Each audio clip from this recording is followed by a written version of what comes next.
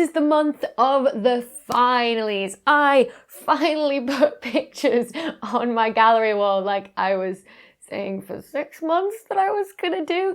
And I can also finally tell you that the North American version of my book will be coming out on the 2nd of June, and I will tell you all about that at the end of this video. Before that, we have got so much to talk about in terms of what you can see in the night sky this month and what's been going on in astronomy news this month as well. So without further ado, let's start by looking up.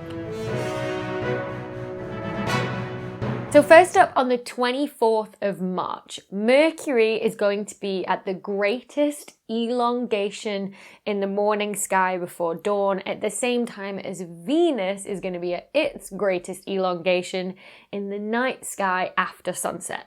And what this means is essentially it's the furthest point that either of those planets are going to get from the sun. So it's a great time to try and spot them. It means that Mercury is going to rise just that little bit earlier before sunrise and reach a higher point in the sky before the light of the sun drowns it out. And it means that Venus is going to hang around for longer in the nighttime sky after the sun has set. So because of that, in the days afterwards, Venus is going to be quite high in the sky. On the 27th, it comes across a nice toenail moon again, one of my favorite things to see. So you can use that to make sure that what you're staring at out of a specific window in your house is definitely Venus. But then by the 2nd, 3rd and 4th of April, Venus is going to be incredibly close to the Pleiades star cluster, also known as the Seven Sisters after Greek mythology, because of the 7 stars that are generally visible with the naked eye, depending on how good your eyes are anyway. And I think it kind of looks like a mini plow or a mini Big Dipper, whatever you want to call that constellation. This is the closest that Venus is going to get to the Pleiades for about 8 years. So if you really want that perfect shot, I'd take your chance now. Then on the 19th of April, which I think could be into sort of next night sky news' territory, except we might just miss it, so I figured I'd tell you in this one, the Lyrid meteor shower is going to peak. Now, it's not one of the most spectacular meteor showers of the year. It's only about 10 to 15 meteors an hour. But if you're up anyway, early morning on the 19th, which is the best time to spot it when the peak is going to be, and you do see something streak across the sky, know that it is probably a Lyrid meteor shower. If you are planning to specifically go outside and try and spot meteors, first of all, wrap up warm because it'll be colder than you think, waiting around for a long time.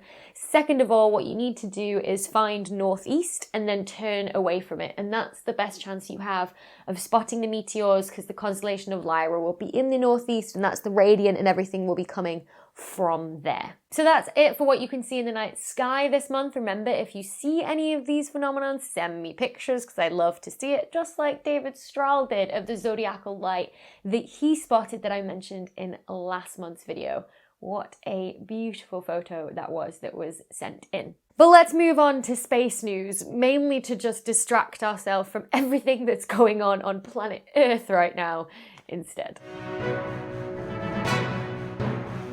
Starting off this segment with one of my favourite images that was released this month by NASA's Curiosity rover. It's done another of its huge, big panoramas of the surface of Mars. And this one is extra special because it is so large. It is 1.8 billion pixels in total. And it's just pixel perfection, let's be honest. I could stare at this thing endlessly. You can really get lost in this image. I think it is so powerful because it really lets you immerse yourself in what that world would actually be like. And I love that feeling. Speaking of other worlds, the Earth has a new moon. A mini moon, to be precise. And it's called 2020 CD3, which is a terrible name, so let's give the IAU some recommendations for names down in the comments. It was discovered on the 15th of February by Theodore Prine and Kapka Vierzachos at the Mount Lemmon Observatory in Arizona in the US. And that discovery was finally announced by the Minor Planet Center, which, looks after all the sort of small bodies in the solar system, on the 25th of February. So the reason that this was actually spotted was because the Lemon Observatory is involved in the search for near-Earth asteroids. They're constantly monitoring the sky for basically anything that moves, that's quite faint, that could be an asteroid, in orbit around the sun, that could have a collision course with Earth. Or, like this one, has actually been captured by Earth midway through its orbit around the sun. And we think, from our observations of it sort of tracking back its movements and where its orbit would have been, we think that happened in about 2016-17. So this thing has been hanging around for quite a while, and we've only just spotted it. And the reason is because it's so incredibly faint. It's only something like max 3.5 meters, maybe 11 feet across. So it's really, really small.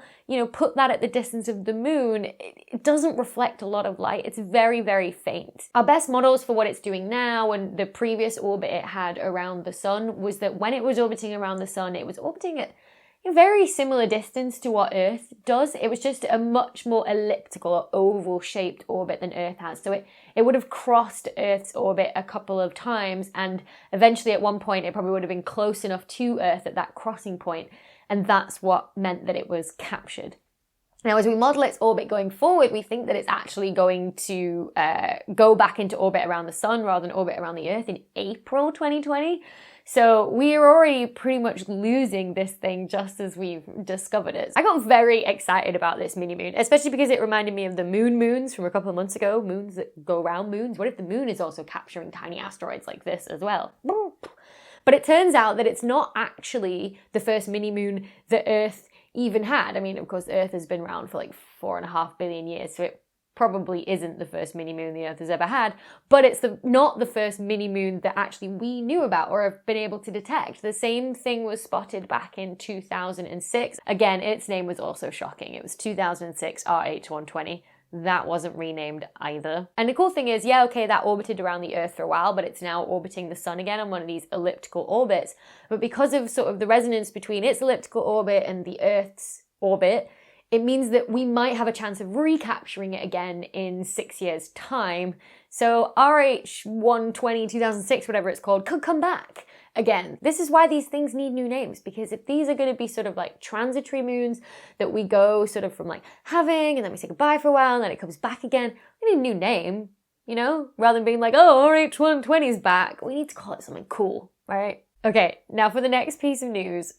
I hate to say I told you so, but I told you so, I told you so, I told you so, I told you so, I told you so, I told you so. Because Betelgeuse is getting brighter again. It didn't go supernova. So you remember at the back end of 2019 and sort of into January 2020, Betelgeuse started dimming, which wasn't a rare occurrence. Betelgeuse does dim sort of cyclically, and we'd seen this before, but it dimmed to like unprecedented levels. It dropped like 40% of its normal brightness. It went out of sort of like, the top 10, top 11 brightest stars in the night sky. You could even see with the naked eye that it was so much fainter than it usually was. And obviously people wondered whether, if it's dimming, does that mean that the nuclear fusion processes are slowly running out, in which case we should expect Betelgeuse to die and go supernova soon, which everyone got very excited about, because if it did, you'd be able to see the light from it in the daytime sky. Like, it would be bright enough to outshine the sun. And obviously astronomers have been monitoring this so closely. There's been astronomers' telegrams like popping up every single night, having recorded, what the brightness of Betelgeuse was that night, and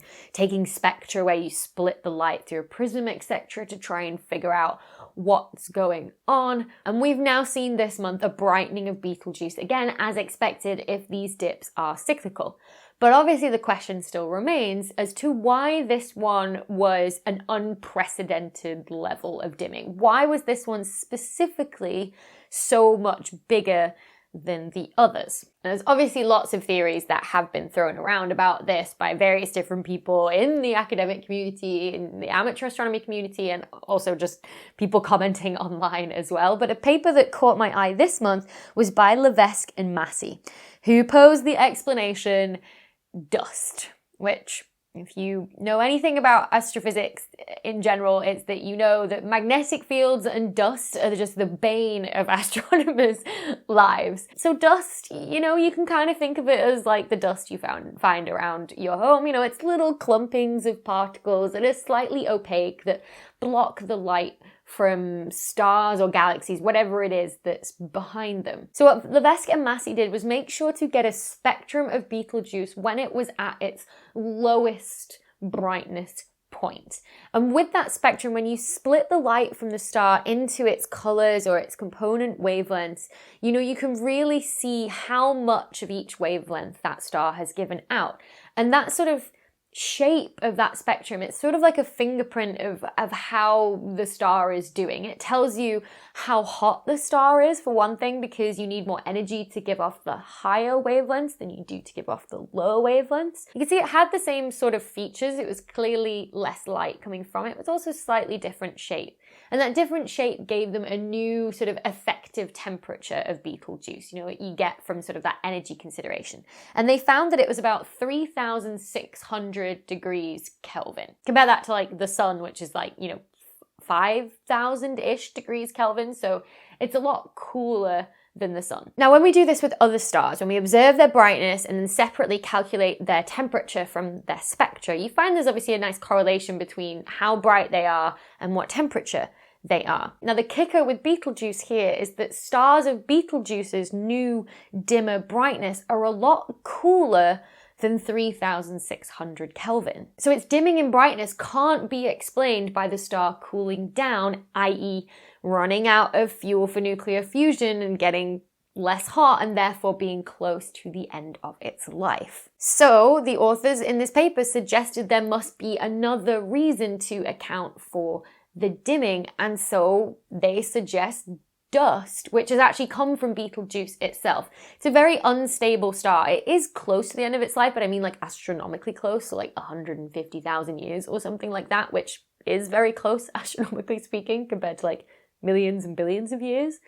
And so what it has done is it's swollen up to what we call a red giant. And so it's not really holding on to its outer layers very well at this point. And so it could be shedding some of those outer layers. And so when that sort of hydrogen gas escapes and it meets sort of the vacuum and coldness of empty space, it condenses down into these small opaque particles that we call dust, which block a lot of the light.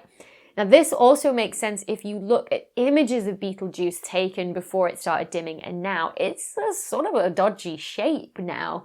And so if there is some dust in the way, that could be explaining the dimming, the new different shape, and why the spectrum doesn't give you as cool of a temperature as you'd expect from how dim it's got. So a few months ago in a Night Sky News, which I will link up here somewhere, I talked about a paper by Scowron and collaborators who had showed that the Milky Way, which is the galaxy of which the sun is, just one star of 100 billion stars in, isn't sort of a perfectly flat disk with a nice spiral structure. It's actually sort of warped in structure. And they did this by studying around about 2,000 very special stars that we can get very accurate distances to basically map out the shape of the Milky Way. And it was very clear from the data that, as you went further out in radius in the Milky Way, there was some height difference in the sort of stars that you found, and you showed that, the Milky Way galaxy is warped and is a funny shape and is not flat. But that was only done with 2,000 or so stars. And so in that video, I said, and hopefully we'll be able to confirm that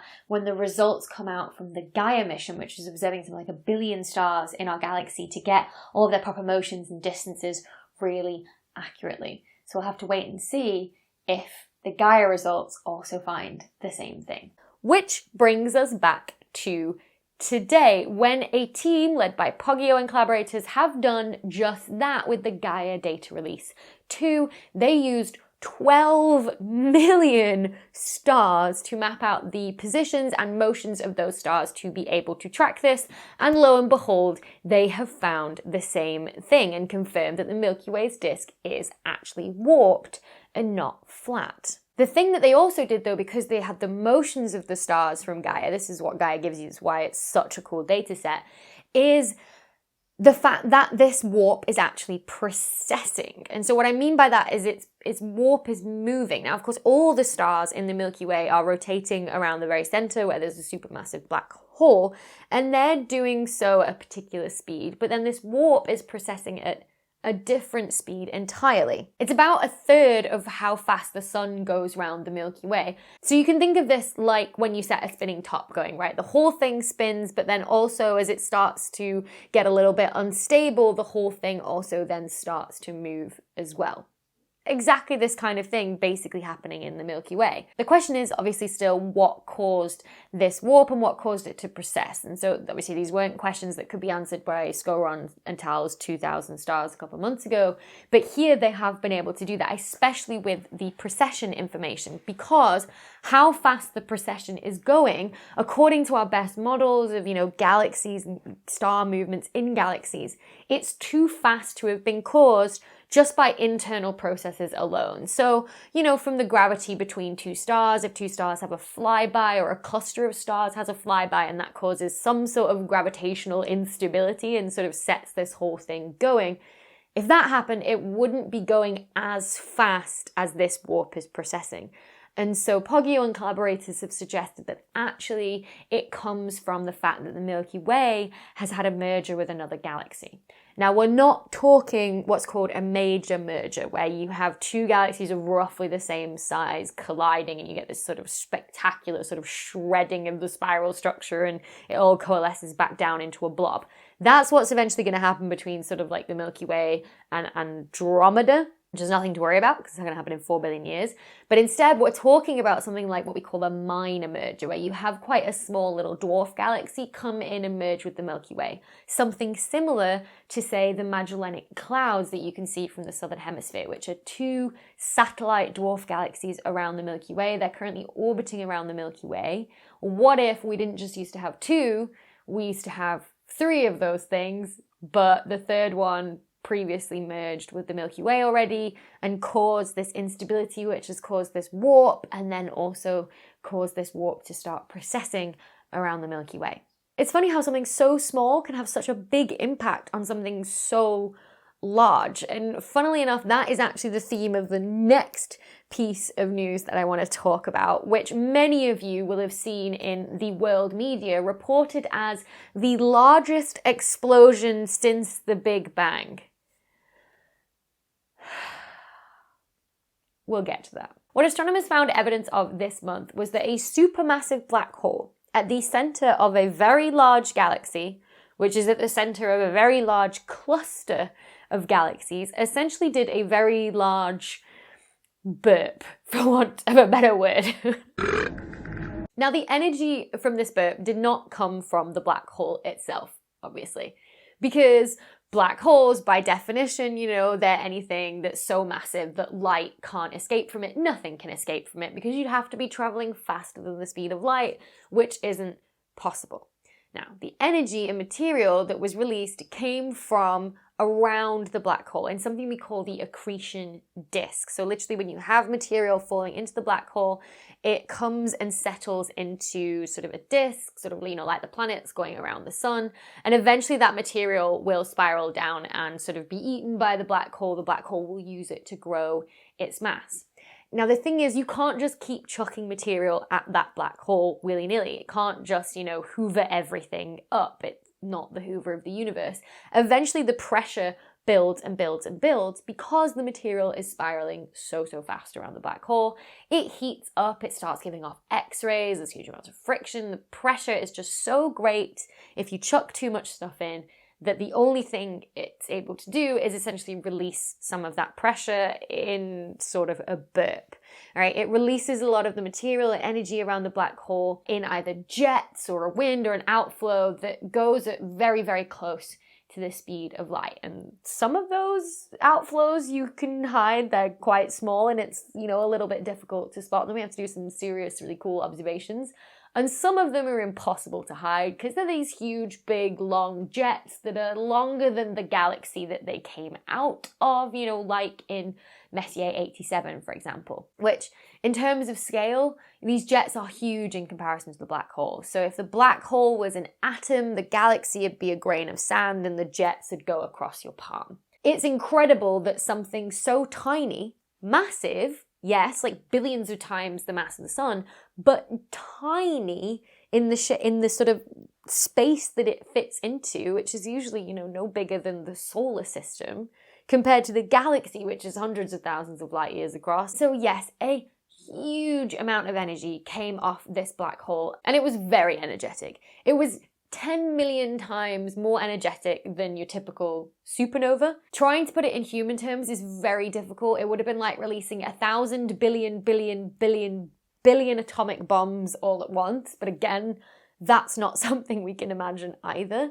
But we can imagine sort of the scale, I think. So what astronomers actually found was that this huge outburst of energy had essentially blown a cavity in the gas between all of the galaxies in this cluster. So the intergalactic gas, which is usually very hot and it glows in X-rays. And they could see this sort of essentially great big hole in it. And that hole would essentially fit about 17 Milky Ways in it. And again, remember I said the supermassive black hole is more like the size of the solar system. So the scale of this is crazy. That we can put on human scales. So for example, if I was to burp right now here in the UK, it would be like me blowing out a cavity in the Earth's atmosphere that went from the northeast tip of Canada and Newfoundland all the way to the Middle East. So yes, it was very energetic. 5 times more energetic than the previous sort of record holder black hole burp that we'd ever seen. However, it was nowhere near close to the energies in the Big Bang. Like, I tried to put some numbers on this, right? It was 1 billion times less energetic than the energy that went into creating all the matter in the universe. And that was just from a simple E equals mc squared consideration. That's nowhere near the entire energy that was in the Big Bang. The comparison is just ridiculous. Like, there's just no point in even making it. It would be like me saying, oh, the pond in my back garden is the closest body of water to everybody in the vicinity except for the Atlantic Ocean. Like, it's a moot comparison, right? Like, yeah, okay, it's a correct statement, but it was very misleading to put that out there in the media like that because, I then had news outlets asking me to comment on this news about the Big Bang, which it wasn't anything to do with the Big Bang. It was about black hole burps, which in my book, infinitely cooler. Anyway, my irritation aside on that, this piece of work was really, really cool. It was led by Gius and Tucci, who were following up some work that was done looking at this cluster in the X-rays and seeing that, yes, there was a hole in sort of the gas that was glowing in X-rays. And people were like, that's weird. I wonder what's caused that. Could have been a supermassive black hole. But no, it's far too big. Surely a supermassive black hole couldn't have caused that. And what Gius and Tucci did was then follow up with radio waves. Now, the material that's given off by the black hole, the energy that comes out, generally tends to glow in the radio waves. So if you can spot something in radio waves, you know that the black hole has had a burp recently. And they found in that big empty cavity in the X-ray gas, there was loads of radio waves. And so it was literally like the only logical conclusion that you could draw. It was like, it has to have been a black hole. But the kicker was, the black hole in the very center, we could no longer see the X-ray emission coming from that gas that was spiraling in anymore. That's how we classify growing black holes. We call them active galactic nuclei, or AGN.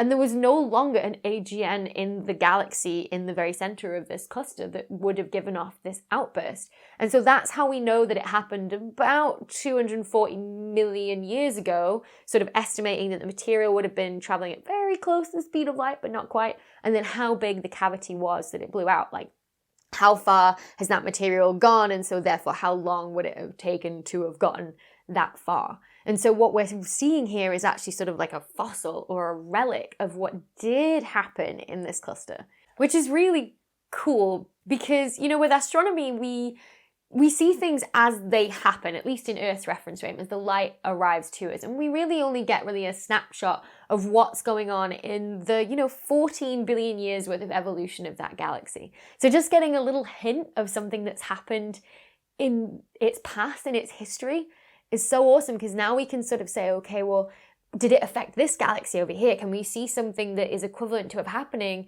240 million years ago in there as well?